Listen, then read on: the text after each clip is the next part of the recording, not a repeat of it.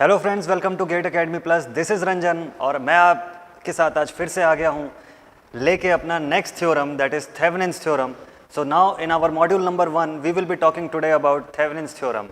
जी हाँ, तो circuit analysis अभी हम लोगों ने अपने पिछले वीडियोस में देखा। सर्किट एनालिसिस में हम लोगों ने KVL, KCL इसको कैसे अप्लाई करना है सर्किट में, कितने टाइप के क्वेश्चंस होते हैं, कैसी बुक्स रेफर करनी है, ये सब कुछ देखा।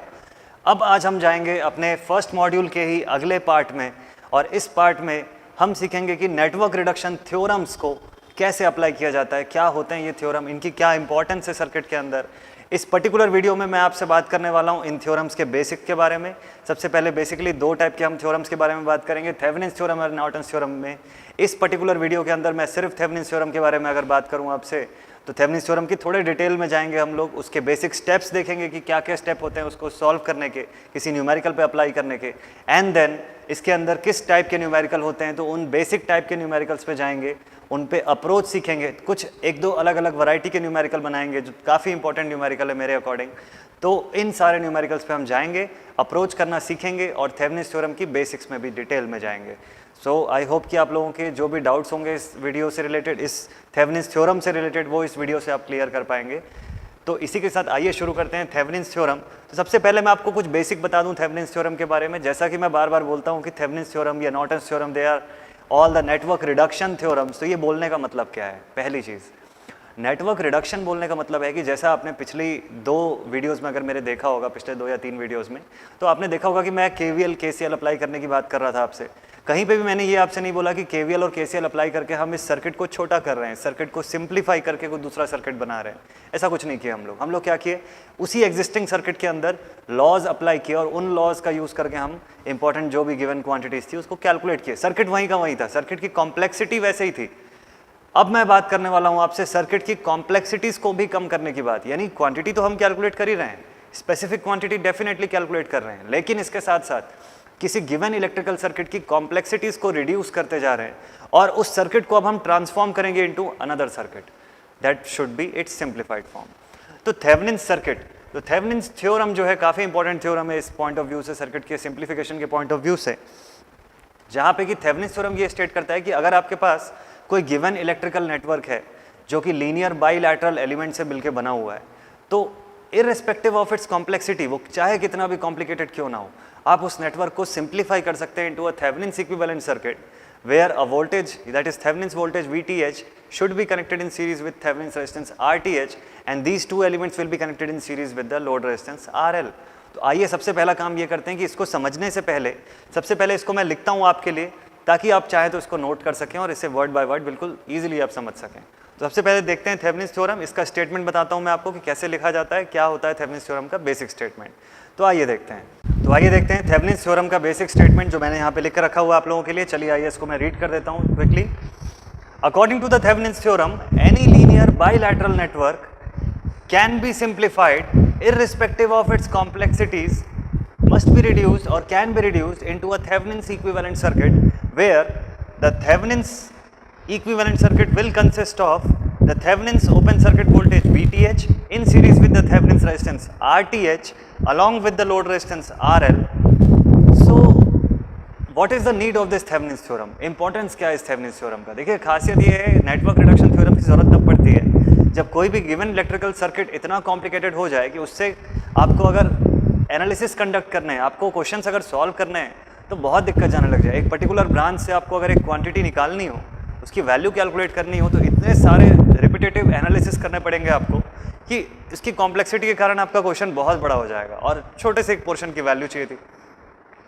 तो थेवेनिन नाम के जो साइंटिस्ट जो थे, इन्होंने क्या किया, इन्होंने एक थ्योरम अप्लाई करके रखा हुआ है अपना। इनके थ्योरम के अकॉर्डिंग ये होता है कि आप इनके थ्योरम के अकॉर्डिंग किसी भी गिवन इलेक्ट्रिकल नेटवर्क को बस उसके 2 क्राइटेरियाज होनी चाहिए, 2 कंडीशंस को फुलफिल अगर कर रहा है कि उसके सारे एलिमेंट्स लीनियर हैं और बाइलैटरल हैं। अगर लीनियर और बाइलैटरल एलिमेंट से बना हुआ कैसा भी नेटवर्क हो, कितनी भी कॉम्प्लेक्सिटीज क्यों ना उस नेटवर्क की, आप ऐसे किसी भी नेटवर्क को सिंप्लीफाई कर सकते हैं into a Thevenin's equivalent network. तो उस सिंप्लीफाइड नेटवर्क के अंदर कौन कौन से एलिमेंट दिखेंगे आपको? पहला एलिमेंट दिखेगा आपको Thevenin's equivalent voltage VTH, open circuit voltage भी बोलते हैं इसी को, थेवेनिन्स इक्विवेलेंट वोल्टेज या open circuit voltage VTH।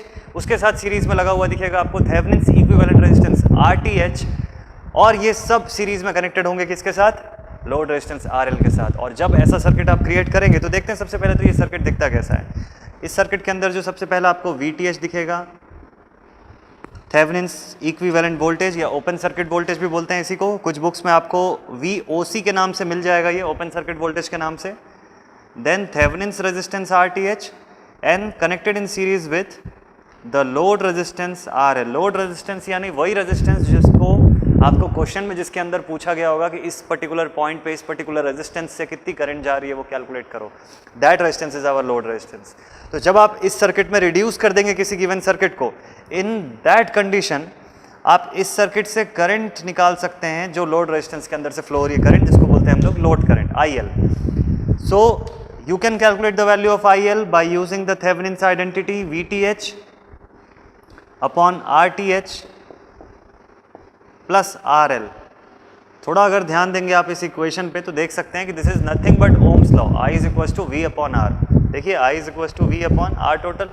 This is entirely a generalised form of Ohm's law, लेकिन उसके लिए आपको सबसे पहले उस सर्किट की ओपन सर्किट वोल्टेज या थेवेनिन्स वोल्टेज और थेवेनिन्स रेजिस्टेंस की वैल्यू पता होनी चाहिए। तो कर क्या रहे हैं हम, एक बार फिर से क्लियर कर लेते हैं। किसी भी गिवन इलेक्ट्रिकल नेटवर्क को जो लीनियर और बाइलैटरल एलिमेंट से मिलकर बना हुआ है उसको सिंप्लीफाई कर रहे हैं इनटू थेवेनिन्स इक्विवेलेंट सर्किट, और वहां से हम कैलकुलेट कर रहे हैं value of load current by using this given identity. तो आइए अब मैं लेके चलता हूं आप लोगों को कि थेवेनिन्स थ्योरम के न्यूमेरिकल पे जाने से पहले आपको अप्रोच कैसे करना है, क्या क्या बेसिक स्टेप्स होने चाहिए जो अप्लाई करते हुए आप थेवेनिन्स थ्योरम के किसी भी क्वेश्चन को सॉल्व कर पाएंगे। तो आइए चलते हैं, लिखता हूं मैं आप लोगों के लिए सबसे पहले step for solving numerical using Thevenin's theorem. यहाँ मैंने लिख के रखा हुआ है थेवेनिन्स थ्योरम के सारे स्टेप्स, वो सारे बेसिक स्टेप्स जो आपको किसी भी न्यूमेरिकल को सॉल्व करने के लिए रिक्वायर्ड होते हैं। तो थेवेनिन्स थ्योरम के सारे स्टेप्स क्विकली एक बार आपके लिए मैं रीड कर देता हूँ जल्दी से। शुरुआत करते हैं स्टेप नंबर 1 से। Step number 1 is identify the value of load resistance RL। किसी भी सर्किट में सबसे पहला काम तो ये होता है अप्रोच करने के लिए कि आपको पता होना चाहिए कि लोड रेजिस्टेंस की वैल्यू कितनी है, कौन सा एलिमेंट है लोड रेजिस्टेंस। तो सबसे पहला काम identify the load resistance RL। Step number 2, remove the load resistance and calculate the open circuit potential across the two open ends। काफ़ी इंपॉर्टेंट स्टेप है। VTH कैलकुलेशन स्टूडेंट्स के लिए काफ़ी इंपॉर्टेंट होता है क्योंकि कई स्टूडेंट्स इसी में कंफ्यूज हो जाते हैं। सबसे पहला क्वेश्चन जो किसी भी स्टूडेंट के माइंड में आएगा वो ये होना चाहिए कि what is the requirement of removing the load resistance from the circuit. क्यों रिमूव करना पड़ता है लोड रेजिस्टेंस को? तो भाई इसका आंसर ये है कि आप देख सकते हैं हमको यहाँ कैलकुलेट करना है value of VTH which is the Thevenin's equivalent voltage. और वोल्टेज का जरा सा आप डेफिनेशन याद कर लें अगर थोड़ा सा, तो it is a potential difference between 2 points. तो जब आप उस एलिमेंट को जब तक हटाएंगे नहीं तब तक वो 2 पॉइंट्स कहाँ से क्रिएट होंगे। तो हमारे लिए रिक्वायरमेंट ये है कि लोड रेजिस्टेंस की अगर आपको पोटेंशियल चाहिए तो सबसे पहला काम तो आप ये करिए कि लोड रेजिस्टेंस को हटाइए वहाँ से। उस लोड रेजिस्टेंस को जब आपने हटाया तो 2 पॉइंट्स क्रिएट हो गए। उन्हीं 2 पॉइंट्स पे जो भी पोटेंशियल होगा, जो भी पोटेंशियल डिफरेंस आपको मिलेगा, that potential difference will be the Thevenin's equivalent voltage VTH। यही कारण है कि हमको वहाँ से उस रेजिस्टेंस को हटाना पड़ता है। क्यों? क्योंकि हमको वोल्टेज निकालना है। अदरवाइज अगर हमको सिर्फ वहाँ करंट निकालना होता तो हटाने की जरूरत नहीं थी, हम उस रेजिस्टेंस को रिप्लेस कर देते with a short circuited branch, तो हम लोग उस सेक्शन की करंट निकाल सकते थे। बट यहाँ पे हमारी रिक्वायरमेंट ये है कि we need to calculate the value of Thevenin's equivalent voltage VTH। Therefore, in order to calculate this voltage, we need to remove the load resistance and leave that point open। उन्हीं 2 points के बीच का potential difference will be our VOC या VTH। Open circuit voltage भी बोलते हैं इसको, इसी को VTH भी बोलते हैं। Then we will move on to our step number 3 जहां लिखा हुआ है again remove the load resistance and replace all the active sources by their internal resistance. ऐसा क्यों कर रहे हैं? क्योंकि एक्टिव सोर्सेज का क्या काम, अगर आप इक्विवेलेंट रेजिस्टेंस निकालते हैं तो कोई काम नहीं है वहाँ पे। किसकी रिक्वायरमेंट है, किसकी जरूरत है? उन एक्टिव सोर्सेज के इंटरनल रेजिस्टेंस की जरूरत है वहाँ पे। तो आपको ये पता होना चाहिए, अगर आपने पहले भी ये चीज़ सीखा हुआ है कि इक्विवेलेंट रेजिस्टेंस किसी सर्किट में कैलकुलेट करना, तो डेफिनेटली आपको ये पता होगा कि सभी एक्टिव सोर्सेज की इंटरनल रेजिस्टेंस कितनी है। लेकिन जब मैं क्वेश्चन पे जाऊंगा तो आपको मैं एक बार फिर से वो चीज़ रिवाइज करवाऊंगा, एक बार फिर से मैं बताऊंगा कि सारे एक्टिव सोर्सेज की इंटरनल रेजिस्टेंस आइडियल कंडीशन में कितनी रखी जाती है। ठीक है, तो according to our step number 3 हमको फिर से लोड रेजिस्टेंस को हटाना है और जितने एक्टिव सोर्सेज हैं सबको रिप्लेस करना है किससे? उनकी इंटरनल रेजिस्टेंसेस से। तो उन एक्टिव सोर्सेज को हटा के वहाँ पे उनकी इंटरनल रेजिस्टेंस को प्लेस करेंगे हम लोग, और उसके बाद जो सर्किट बचेगा उस सर्किट से हमको कैलकुलेट करना है वैल्यू ऑफ RTH। तो अपना स्टेप नंबर 4 इसमें यही लिखा हुआ है, calculate the equivalent resistance across the open ends. तो लोड रेजिस्टेंस को जहाँ से आपने हटाया तब 2 पॉइंट्स मिल गए आपको ओपन एंड्स। इन्हीं 2 ओपन एंड्स पे आपको निकालना है पूरी सर्किट का equivalent resistance.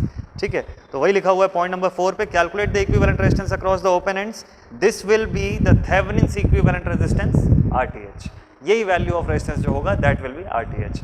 Then step number 5, draw the Thevenin's equivalent for the given network. क्यों इसकी जरूरत है? क्योंकि आपको ये शो करना पड़ेगा कि जो गिवन नेटवर्क था, जो कॉम्प्लिकेटेड नेटवर्क था, अब उसको सिंप्लीफाई करके हम लोगों ने इसको चेंज कर दिया है, थेवेनिन्स इक्विवेलेंट फॉर्म में रिड्यूस कर दिया है।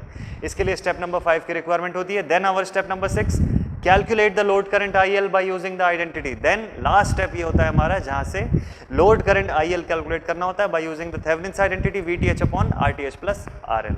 तो आइए देखते हैं कि इसको अप्लाई कैसे करना है किसी गिवन इलेक्ट्रिकल नेटवर्क में। बेसिक टाइप के क्वेश्चंस पे जाएंगे हम, थोड़े इंपॉर्टेंट क्वेश्चन पे लेके जाऊंगा मैं, क्योंकि थेवेनिन्स थ्योरम काफी इंपॉर्टेंट थ्योरम है नेटवर्क रिडक्शन के पॉइंट ऑफ व्यू से, बेसिक इलेक्ट्रिकल के पॉइंट ऑफ व्यू से। तो थेवेनिन्स थ्योरम के थोड़े ज्यादा क्वेश्चन प्रैक्टिस करेंगे, थोड़े अच्छी वैरायटी की, थोड़ी हायर वैरायटी की क्वेश्चंस को मैं प्रैक्टिस कराने की कोशिश करूंगा आपको। तो आइए चलते हैं। सबसे पहले तो मैं आपको एक एलिमेंट्री सा क्वेश्चन जो होगा वो लेके सॉल्व करना बताऊंगा कि ये सारे स्टेप जो लिखे हुए हैं इसको कैसे अप्लाई किया जाता है एक सर्किट पे। फिर ग्रेजुअली हम अपना लेवल इसका इंक्रीज करेंगे और देखेंगे और किस किस अलग अलग टाइप के क्वेश्चन में, अलग अलग सीन्स पे, अलग अलग सिनारियोस पे हम कैसे अप्लाई कर सकते हैं इसको। आइए चलते हैं, पहला क्वेश्चन लिखता हूँ मैं आप लोगों के लिए, चलते हैं पहले क्वेश्चन पे। तो आइए देख सकते हैं आप सभी, मैंने यहाँ पे थेवेनिन्स थ्योरम का पहला क्वेश्चन लिख के रखा हुआ है। आई होप कि आपने जितने स्टेप फॉर सॉल्विंग मैंने बताया हुआ था उन सबको नोट करके रखा होगा और अब आप उसको अप्लाई करेंगे इस पर्टिकुलर क्वेश्चन पे। तो आइए देखते हैं पहला क्वेश्चन, मैं आपके लिए रीड करता हूं कि इसके अंदर लिखा क्या हुआ है। In our first question it is written as, find the current through 1 ohm resistor in the given circuit using Thevenin's theorem. यानी इस गिवन सर्किट में इस 1 ओम रजिस्टर के थ्रू कितनी करंट फ्लो कर रही है वो आपको कैलकुलेट करना है बाय यूजिंग थेवेनिन्स थ्योरम। तो सबसे पहला चीज, जैसे मैंने आपको जब स्टेप फॉर सॉल्विंग लिखा था तब बताया हुआ था कि जब आप किसी भी सेक्शन में, किसी भी न्यूमेरिकल में, किसी भी सर्किट में थेवेनिन्स थ्योरम अप्लाई करेंगे तो सबसे पहले आपको ध्यान रखना पड़ेगा कि what is the value of load resistance RL। तो क्वेश्चन में जिसके अक्रॉस कोई डेटा पूछा जाएगा हमेशा वही रेजिस्टेंस होता है RL, ठीक है। तो इस पर्टिकुलर क्वेश्चन को आप पढ़ के देख सकते हैं कि इसमें पूछा हुआ है current through 1 ohm resistance calculate करना है आपको by using Thevenin's theorem. So what should be RL? RL is 1 ohm resistance, वही 1 ओम रेजिस्टेंस हमारा लोड रेजिस्टेंस है। तो according to our step number 1, ध्यान रखिएगा क्वेश्चन को सॉल्व करते करते हमको एक सिस्टमैटिक अप्रोच का भी ध्यान रखना है। थेवेनिन्स थ्योरम में बेसिकली जब भी आप क्वेश्चन को सॉल्व करेंगे तो एग्जाम के पॉइंट ऑफ व्यू से अगर मैं आपको बताऊं तो हर क्वेश्चन में 5 सर्किट डायग्राम आपको दिखेंगे, इजीली आपको 5 सर्किट डायग्राम दिखेंगे। मैं बताते जाऊंगा आपको कब कब कैसे कैसे सर्किट आपको बनाने हैं। तो शुरुआत करते हैं। हाँ, ये हो सकता है कि इलेबोरेशन के पॉइंट ऑफ व्यू से मेरे क्वेश्चन में थोड़े ज़्यादा सर्किट डायग्राम आपको दिख जाएंगे, वो आपको इलेबोरेट करके एक एक स्टेप वाइज समझाने के लिए मैं ऐसा करूंगा। लेकिन यूजुअली आप नॉर्मली भी अगर थेवेनिन्स के क्वेश्चन सॉल्व करेंगे तो भी आपको 5 सर्किट डायग्राम तो दिख ही जाएंगे। तो आइए देखते हैं सबसे पहला सर्किट डायग्राम जो आपने इसको बनाया हुआ है, इसके आगे शुरू करते हैं। तो थेवेनिन्स थ्योरम में स्टेप नंबर 1, आइडेंटिफाई RL। लिख सकते हैं RL is 1 Om.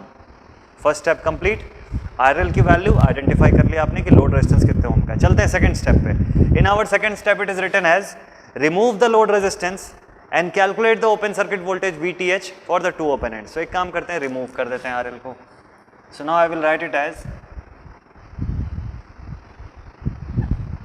Removing RL। एक नया सर्किट डायग्राम में ड्रॉ करता हूं, देखते हैं RL को रिमूव करने के बाद ये सर्किट कैसा बनता है। तो मैंने अब यहां से लोड रेजिस्टेंस को रिमूव करते जा रहा हूं मैं यहां से और एक नया सर्किट ड्रॉ करूंगा। So this is our 2 ampere source and this is 10 ohm resistance, 10 volt source,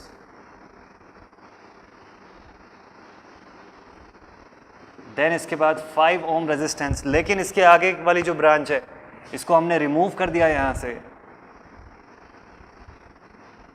सो यहां से लोड रेजिस्टेंस को हमने हटा दिया। सो अब हमारे पास 2 ओपन पॉइंट्स मिल गए।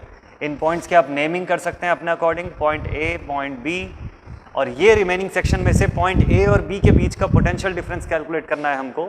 That potential difference will be our Thevenin's potential, या थेवेनिन्स ओपन सर्किट वोल्टेज भी बोलते हैं हम इसी को। This will be our VTH within these 2 points. तो यही VTH हमको कैलकुलेट करना है। तो VTH कैलकुलेट करने के देखिए बहुत सारे तरीके होते हैं।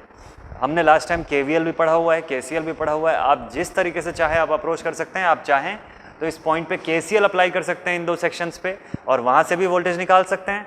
आप चाहें तो KVL भी अप्लाई करके वोल्टेज की वैल्यूज कैलकुलेट कर सकते हैं। मैं जनरली KVL से पढ़ाना प्रेफर करता हूं क्योंकि वो थोड़ा उससे ज़्यादा इजी पड़ता है।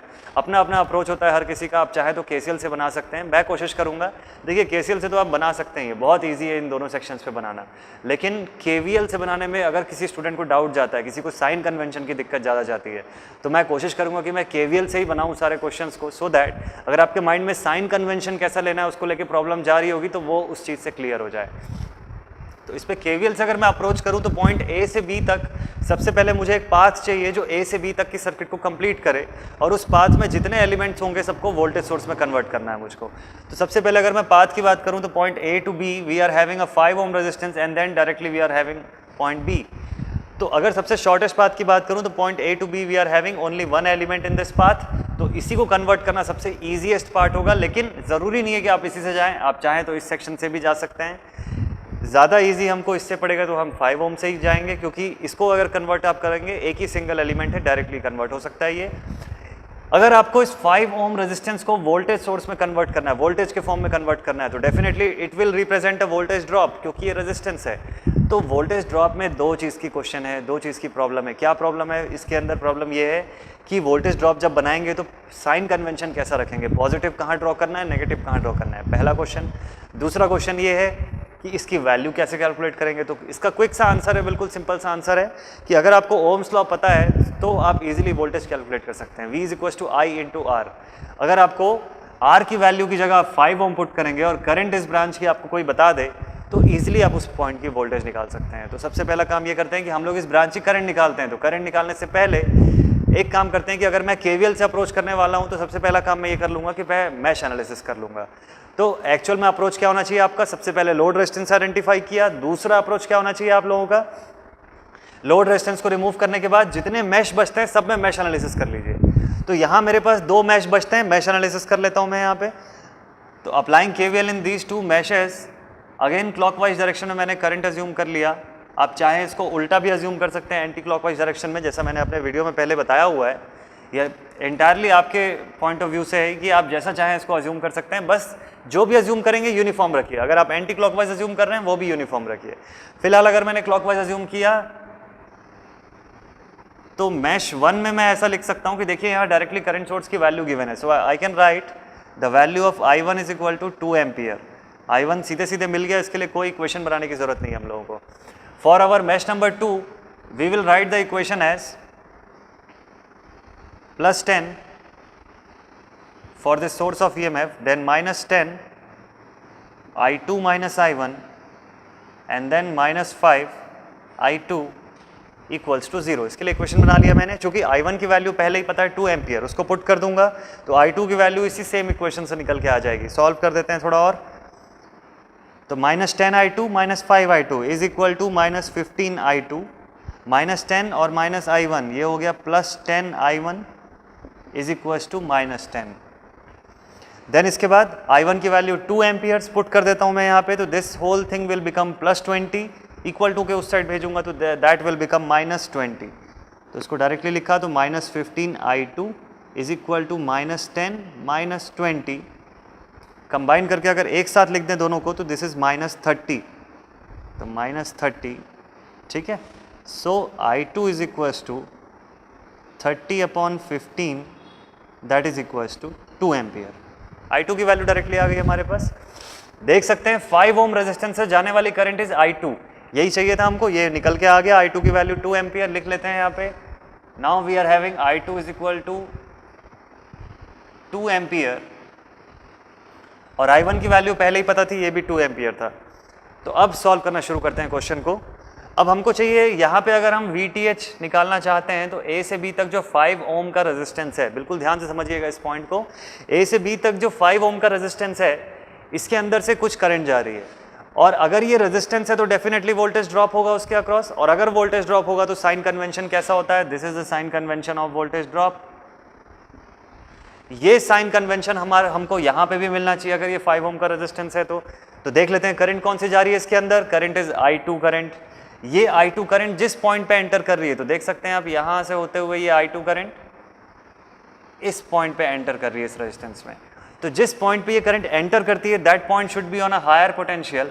जहाँ से ये लीव कर रही है this point should be on lower potential, तभी हम वोल्टेज ड्रॉप की कंडीशन को सेटिस्फाई कर सकते हैं यहाँ से। और वोल्टेज ड्रॉप तो बिल्कुल होना ही होना है इसके अंदर क्योंकि रेजिस्टेंस है।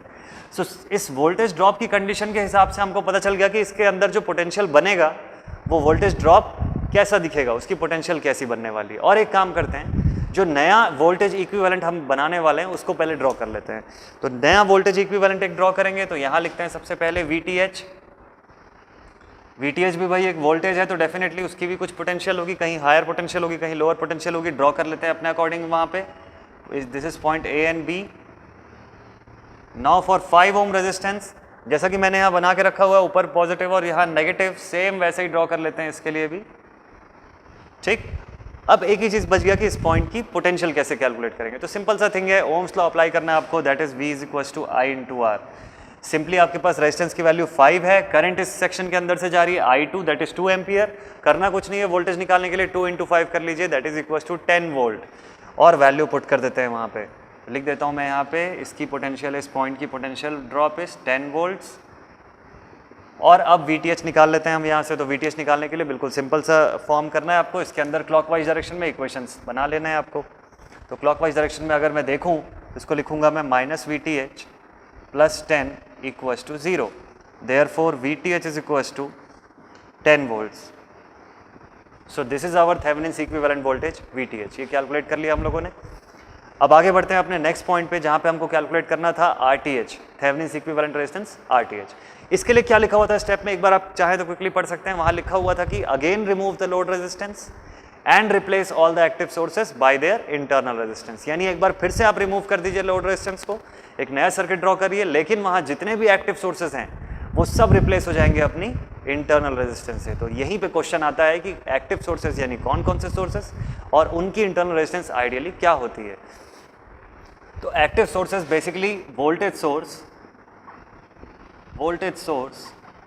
एंड करंट सोर्स की बात हो रही है यहाँ पे। अगर आपने पहले भी इक्विवेलेंट रेजिस्टेंस का क्वेश्चन बनाया हुआ है तो आपको ये चीज़ क्लियर होगा कि जहाँ भी वोल्टेज सोर्स और करंट सोर्स आते हैं उसकी आइडियल कंडीशन की इक्विवेलेंट रेजिस्टेंस से हम लोग उसको रिप्लेस करते हैं और तब हम इक्विवेलेंट रेजिस्टेंस कैलकुलेट करते हैं किसी सर्किट का। लेकिन अगर आपने नहीं पढ़ा हुआ है पहले तो आपको एक बार मैं क्विकली रिवाइज कर देता हूँ। Voltage source always has an internal resistance of 0 ohms and therefore it is replaced with a short circuited branch। अगर आपके सर्किट में कहीं वोल्टेज सोर्स लगा हुआ है और आपको उसको रिप्लेस करना है उसकी इंटरनल इंपेडेंस से, इंटरनल रेजिस्टेंस से, तो हम जानते हैं कि इसकी इंटरनल रेजिस्टेंस होती है 0 ohms और इसी कारण से हम इसको रिप्लेस करते हैं शॉर्ट सर्किट। यानी अगर कोई रेजिस्टेंस नहीं है तो आप सिंपली ब्रांच को क्लोज कर दीजिए वहाँ से। Next is current source. Current source अगर किसी सर्किट के अंदर है तो इंटरनली उसकी रेजिस्टेंस या इंपेडेंस को बोला जाता है infinite internal impedance and therefore it is replaced with open circuit branch. इसी कारण से हम इसको ओपन सर्किट ब्रांच से रिप्लेस करते हैं। तो अगर आपने पहले नहीं पढ़ा हुआ है तो आप अभी इसको लिख सकते हैं, अभी चाहे तो नोट कर सकते हैं, बहुत इंपॉर्टेंट है, हर जगह इसकी जरूरत पड़ने वाली है आपको। Voltage source internal resistance 0, therefore it can be replaced with a short circuited branch. Current source internal resistance infinite, therefore it can be replaced with a open circuit branch. तो अब यही सेम चीज करते हुए मैं एक नया सर्किट ड्रॉ करूंगा जहां पे लोड रेजिस्टेंस को रिमूव किया जाएगा और सारे एक्टिव सोर्सेस को रिप्लेस किया जाएगा उनकी इंटरनल रेजिस्टेंस से for this given same circuit. So again removing RL and replacing all the active sources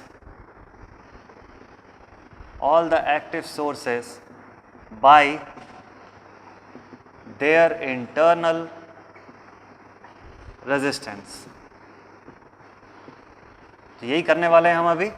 इसी सेम सर्किट को मैं ड्रॉ करूंगा आपके सामने, लेकिन इसके सारे एक्टिव सोर्सेज रिप्लेस हो जाएंगे उसकी इंटरनल रेजिस्टेंस से और लोड रेजिस्टेंस को हटा के जो 2 ओपन पॉइंट मिलेगा वहीं पे कैलकुलेट होगा RTH। तो आइए चलिए ड्रॉ कर लेते हैं इसे भी। इस सर्किट में सबसे पहला एलिमेंट दिख रहा है वहां से 2 एम्पियर का करंट सोर्स और करंट सोर्स की इंटरनल रेजिस्टेंस होती है इनफाइनाइट। तो मतलब इस पॉइंट को हमको ओपन छोड़ देना है, ओपन सर्किट छोड़ना है, यहाँ कुछ भी ड्रॉ नहीं करना है। नेक्स्ट एलिमेंट इसके बाद हमको दिखा 10 ओम का रेजिस्टेंस, इस पर्टिकुलर पॉइंट पे 10 ओम का रेजिस्टेंस, उसके नीचे बना हुआ है 10 वोल्ट का सोर्स। हम लोग जानते हैं वोल्टेज सोर्स अगर ये है तो इसकी इंटरनल रेजिस्टेंस होती है 0, जिसको रिप्लेस किया जा सकता है किससे, शॉर्ट सर्किट ब्रांच से, तो शॉर्ट कर देते हैं इस ब्रांच को। एंड देन इसके ठीक सामने लगा हुआ एक 5 ओम का एक और रेजिस्टेंस, और चूंकि लोड रेजिस्टेंस तो पहले ही रिमूव कर रखा है और यहीं पे हमको कैलकुलेट करना है RTH या इक्विवेलेंट रेजिस्टेंस, तो ये इक्विवेलेंट रेजिस्टेंस इसी पर्टिकुलर पॉइंट पे होना चाहिए। तो सर्किट को आप सिंपली देख सकते हैं, ये पोर्शन पूरा डिस्कनेक्टेड है, ओपन है, तो इसकी कोई ज़रूरत नहीं, इसको ड्रॉ करें या ना करें एक ही बात है। 10 ohm is directly connected in parallel with 5 ohm, तो 10 पैरेलल टू 5 बस करना है हमको RTH निकालने के लिए। So we can write it as RTH is equal to 10 parallel to 5, RTH is equal to 10 parallel to 5। तो पैरेलल में कैसे सॉल्व करेंगे हम लोग इसको, 10 इंटू 5 अपॉन 10 प्लस 5। आप 1/10 प्लस 1/5 कर सकते हैं, लेकिन उससे प्रॉब्लम कभी कभी ये जाती है कि कई बार स्टूडेंट्स भूल जाते हैं हड़बड़ी में कि रेसिप्रोकल भी लेना है, वो वैल्यू 1/r की है ना कि डायरेक्टली r की है, तो उसको 1/r करना भूल जाते हैं लोग कई बार। तो वैसा कुछ कन्फ्यूजन ना हो, आप directly R1 into R2 upon R1 plus R2 कर सकते हैं, उसी का जनरलाइज्ड फॉर्म है ये भी, कोई अलग चीज़ नहीं है। इससे करने से बस प्रॉब्लम सॉल्व ये हो जाती है कि आपको रेसिप्रोकल बार बार बनाने की ज़रूरत नहीं पड़ती है। सो वही हम यहाँ पे भी कर रहे हैं, 10 into 5 upon 10 plus 5 that is 50 upon 15, जिससे वैल्यू मिली 3.33 ओम्स। सॉल्व कर दिया, RTH की वैल्यू निकल के आ गई। Now we can write it as RTH is equals to 3.33 ohms. यही इक्विवेलेंट सर्किट है इस पर्टिकुलर पोर्शन का।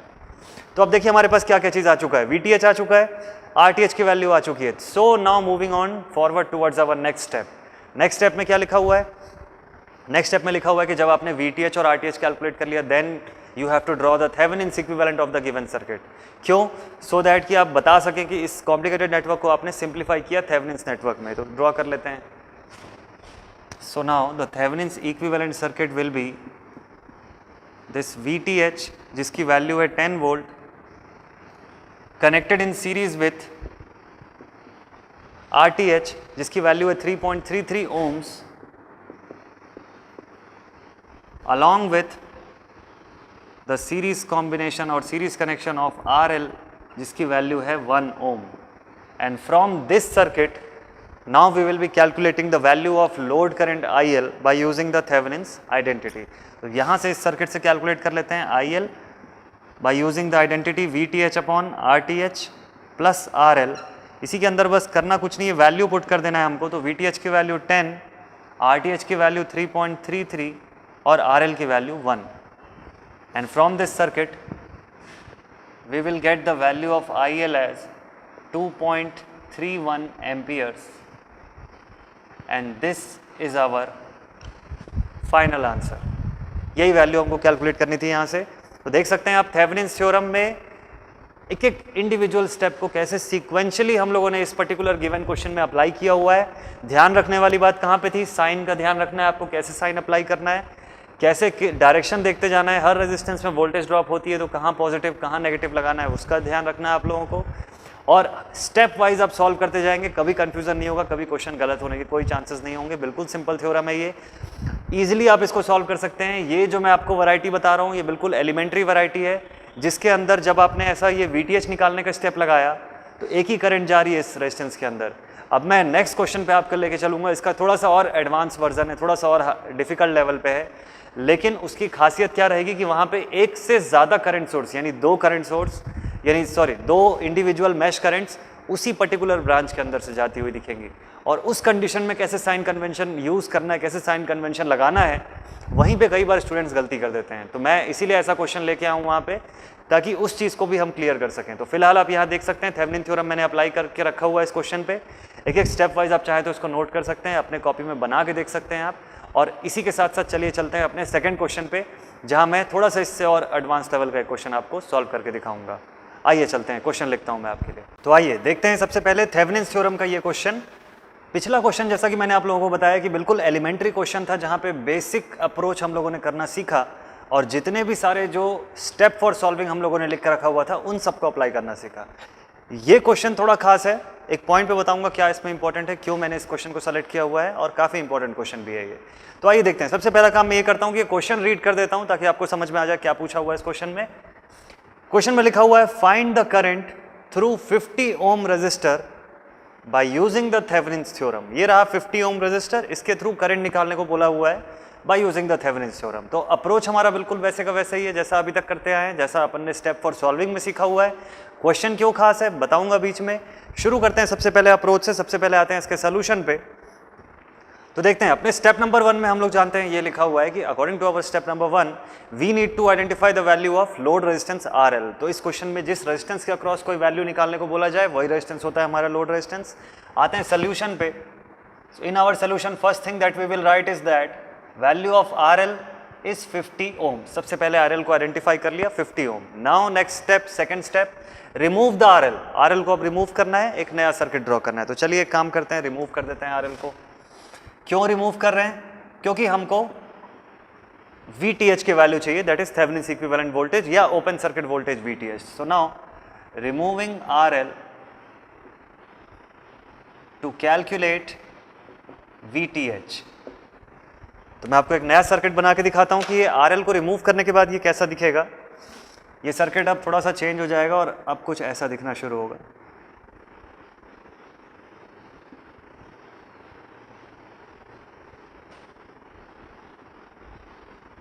ये RL को मैंने रिमूव कर दिया, दो ओपन पॉइंट्स उसी को रिप्रेजेंट कर रहे हैं यहाँ पर। Whereas this is our remaining section.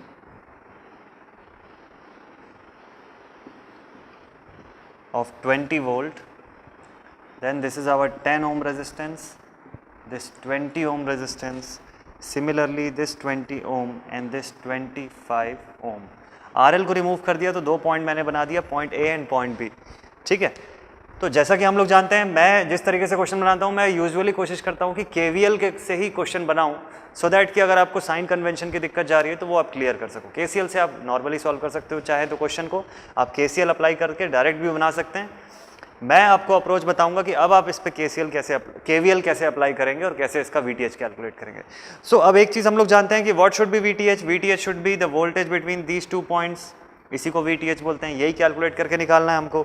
Approach हमारा कौन सा है? KVL का अप्रोच है। तो KVL के अप्रोच के लिए क्या चाहिए? सबसे पहले VTH भी फाइंड करने से पहले आपको पता होना चाहिए कि कितनी मैशेज हैं और उन मैश की इंडिविजुअल करंट्स कितनी है। तो सबसे पहला काम ये करते हैं कि देखते हैं लोड रेजिस्टेंस को रिमूव करने के बाद कितना मैश बचा हुआ है सर्किट के अंदर। तो देख सकते हैं आप यहाँ पे, after the removal of load resistance there are only 2 meshes present in the circuit. So now clockwise direction में अगर मैं करंट असाइन कर दूं तो ये 2 मैशेस दिखती हैं मुझको। First mesh current I1, second mesh current I2। 2 mesh मिल गई, दोनों मैश में मैंने करंट भी असाइन कर दिया I1 एंड I2। बस अब करना ये है कि मैश एनालिसिस करना है और इनकी वैल्यूज़ कैलकुलेट करके निकालनी है। चलिए मैश एनालिसिस कर लेते हैं, बिल्कुल नॉर्मल सा चीज़ है इसमें मैश एनालिसिस करना। इक्वेशन बनाता हूँ मैं, एक काम करता हूँ मैं डायरेक्टली इक्वेशन बनाता हूँ आपके लिए, ठीक है। तो फर्स्ट सेक्शन में इसी के साथ साथ आपको एक शॉर्टकट भी मिल जाएगा कि आप अगर KVL के क्वेश्चन सॉल्व कर रहे हैं, क्विकली आपको क्वेश्चन को शॉर्टकट के फॉर्म में अगर बनाना है जल्दी जल्दी, तो आप कैसे सॉल्व कर सकते हैं। So for our mesh number 1 मैं लिखूंगा सबसे पहले यहाँ पे अप्लाइंग KVL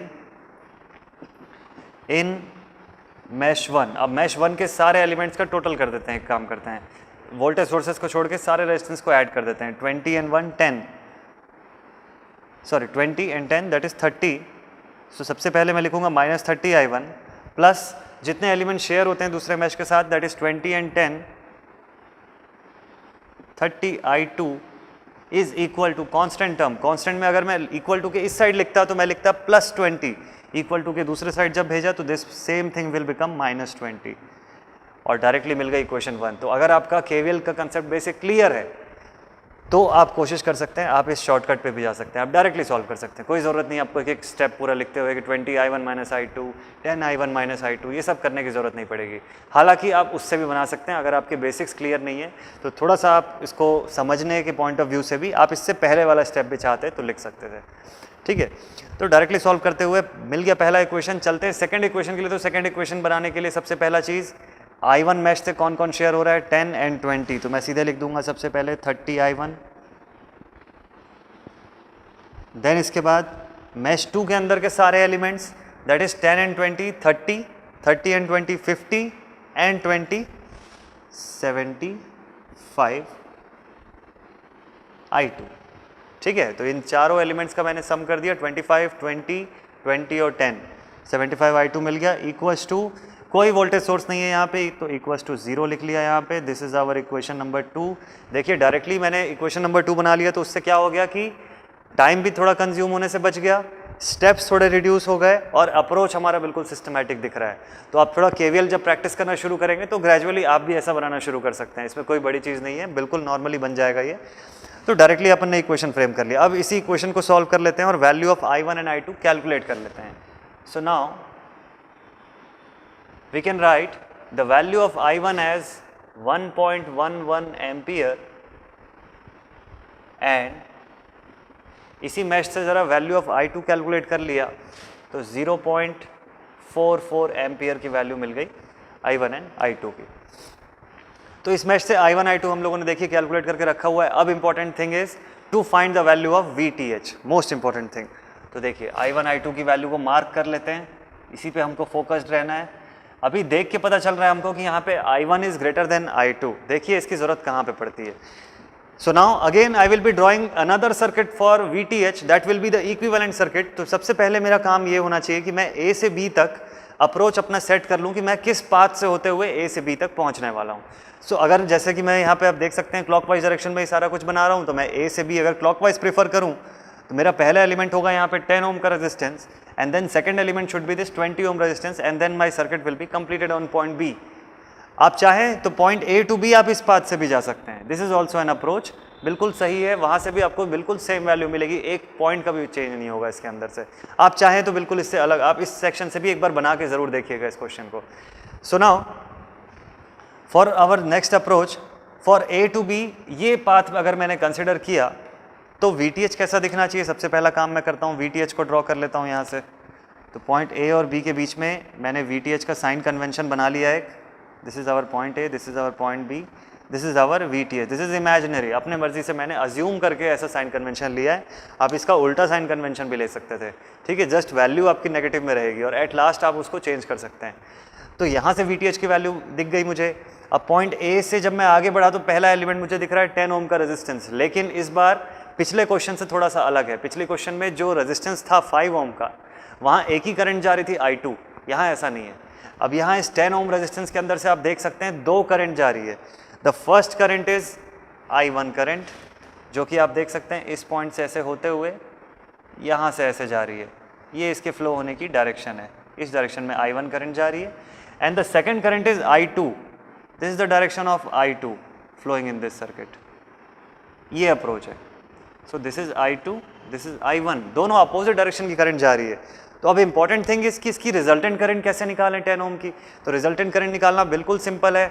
आप लिख सकते हैं I dash is equal to I1, क्योंकि I1 बड़ा करंट है तो I1 माइनस I2, ऐसा लिख सकते हैं हम लोग। हम लोगों ने क्या किया, सिर्फ कंपेयर किया कि इस ब्रांच से जाने वाली करंट्स में से ग्रेटर करंट कौन सी है। अगर I2 ग्रेटर रहता तो I2 माइनस I1 लिखते। फिलहाल इस क्वेश्चन में I1 ग्रेटर है इसलिए I1 माइनस I2 लिख दिया। सो I1 माइनस I2 सब्ट्रैक्ट कर देते हैं, ज़रा देखते हैं कितनी वैल्यू मिलती है हमको। So now subtracting I1 minus I2 we get I dash is equal to 0.66 ampere.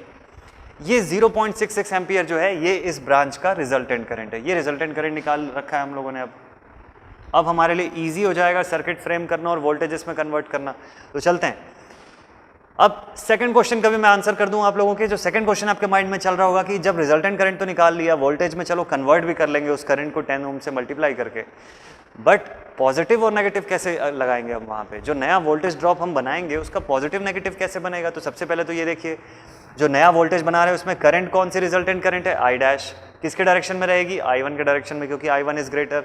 So if this is the direction of I1 इस पॉइंट पे एंटर करता हुआ, तो हमको पोलैरिटी किसके अकॉर्डिंग बनानी चाहिए, I1 के अकॉर्डिंग, जो ग्रेटर करंट है उसके अकॉर्डिंग। तो I1 कहाँ एंटर कर रही है वो देख लीजिए, इस पॉइंट पे एंटर कर रही है। This point should be on higher potential. जहाँ से लीव कर रही है this point should be on lower potential. तो ये यहाँ तक आई होप कि आपको क्लियर हो गया होगा कि जो इसकी वोल्टेज की पोलैरिटी होती है वो हमेशा करंट की डायरेक्शन के हिसाब से बनती है। जो ग्रेटर करंट उसके हिसाब से पोलैरिटी आप बनाएंगे। तो सेम पोलैरिटी को मैं यहाँ कॉपी कर देता हूँ। तो अब मैं इसकी पोटेंशियल ऐसी बनाऊंगा जैसा हम लोगों ने यहाँ पे फाइंड आउट करके रखा हुआ है, यहाँ पॉजिटिव यहाँ negative.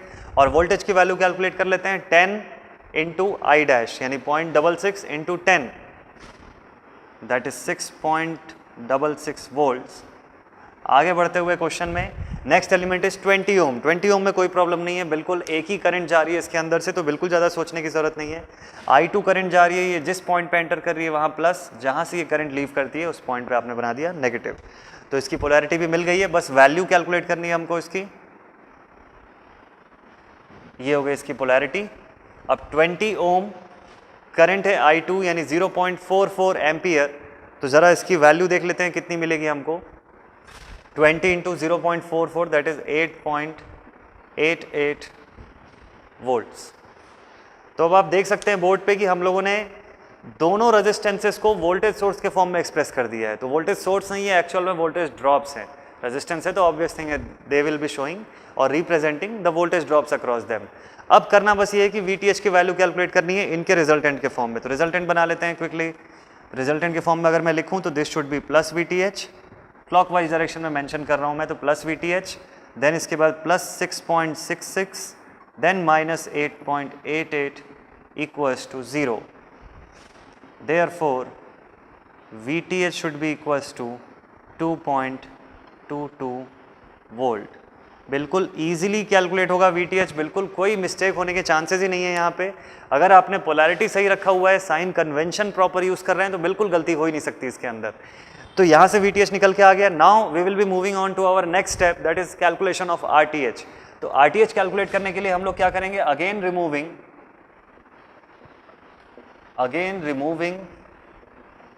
RL and replacing all the active sources by their internal resistances,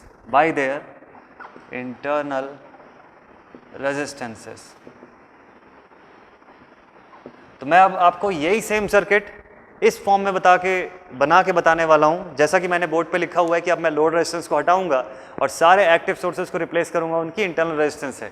तो अब ये सेम सर्किट आपको RTH के लिए देखते हैं यहाँ पे कि कैसा दिखेगा।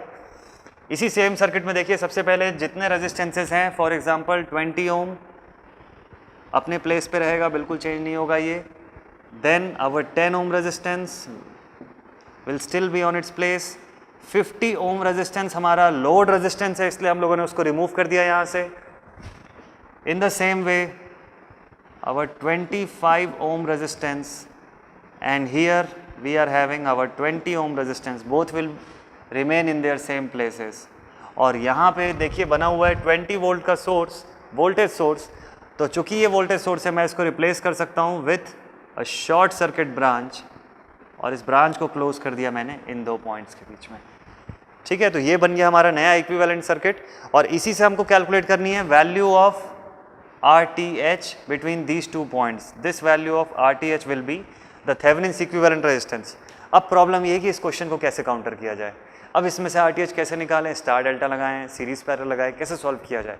तो आइए देखते हैं। इसको सॉल्व करने का बिल्कुल बेसिक सा अप्रोच है, एकदम सिंपल सा अप्रोच है।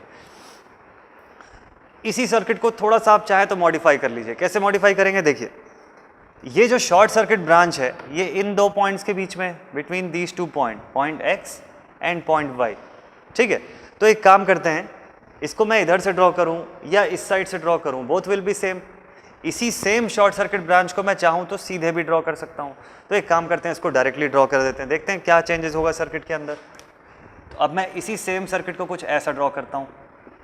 20 ohm, this side we are having 10 ohm, similarly this 25 ohm and 20 Om.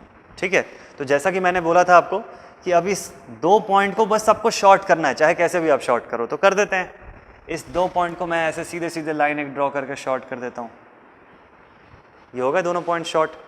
And then what about point A and B, जैसा है उसको एज इट इज ड्रॉ कर लेते हैं उसी पॉइंट पे, बस गेट की तरह मैं इनको ओपन कर देता हूँ। ये देखिए, ये ऐसे दो पॉइंट्स है, point A and point B. मैंने क्या किया, इसको गेट की तरह ऐसे ओपन करके बाहर ड्रॉ कर दिया। तो ये कैसा दिखेगा, ये कुछ ऐसा दिखना शुरू हो जाएगा। देखिए, this can be point A and this will be point B. ये बन गया सर्किट, थोड़ा सा सिंप्लीफाई हो गया। अब ताकि आपके देखने के अप्रोच के हिसाब से आप इसको समझ सके कि कहाँ कौन सीरीज़ में है, कौन किसके साथ पैरेलल में है। कई बार क्या होता है, स्टूडेंट्स इसी में मिस्टेक कर देते हैं, किसी को किसी और के साथ पैरेलल में सॉल्व करना होता है और गलती से किसी और के साथ सॉल्व हो जाते हैं ये लोग पैरेलल में।